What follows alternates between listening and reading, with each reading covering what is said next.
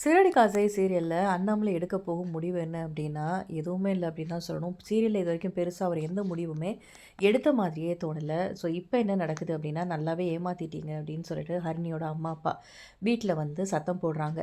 So என்னாச்சு? எதுவுமே எனக்கு புரியவே இல்லையே! என்னாச்சு? அப்படின்னு சொல்லிட்டு அண்ணாமலை வந்து கேட்க, இந்த மாதிரி பெரியம்மா சொன்னாங்கல்ல, மனோஜ் அண்ணாக்கு வந்து டிவோர்ஸ் கிடைச்சிரும் அப்படின்னு சொல்லிட்டு, அதுவே பெரிய பொய் தான் அப்படின்ற மாதிரி சொல்ல, ஒரு ஒரு பக்கம் விஜயாவும், மனோஜும் முழிக்கிறாங்க. என்ன சொல்றீங்க? அப்படின்னோனே நான் போயிட்டு ரோஹிணி கிட்ட மீட் பண்ணேன். அவங்கள வந்து பார்த்தேன். இன்னும் அவங்களுக்கு டிவோர்ஸே கிடைக்கலையாம்.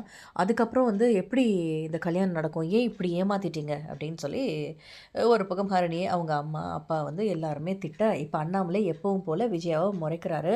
"உனக்கெல்லாம் அறிவே இல்லையா விஜயா?" அப்படின்னு சொல்லிட்டு மட்டும் விட்டுருவாரு. இதுக்கு மேல வந்து அண்ணாமலை பெருசா முடிவெல்லாம் எதுவுமே எடுக்க போறதில்ல. அங்க போயிட்டு ரொம்பவே பெரிய நாடகம் நடத்தின ரோஹிணி பார்லர்ல வச்சு, ஹரிணிய ஃபுல்லாவே கொலாப்ஸ் பண்ணி விட்டாங்க. இந்த மாதிரி எங்களுக்கு வந்து இன்னும் டிவோர்ஸே நடக்கல. அப்படி இருக்கப்ப எப்படி கல்யாணம் நடக்க முடியும்? நான் டிவோர்ஸ் தரமாட்டேன்னு தான் சொல்லிட்டு இருக்கேன். கண்டிப்பா இந்த கல்யாணம் நடக்காது அப்படின்ற மாதிரி எல்லா விஷயத்தையுமே சொல்ல, ஆல்ரெடி வந்து மனோஜ் மேல ஒரு நல்ல அபிப்பிராயமே இல்ல. ஏன்னா ஸ்ருதி ஹோட்டல்ல வச்சு மனோஜ் பேசின விதமே அப்படிதான் அன்னைக்கு அப்பவே அப்செட் ஆயிடுச்சு.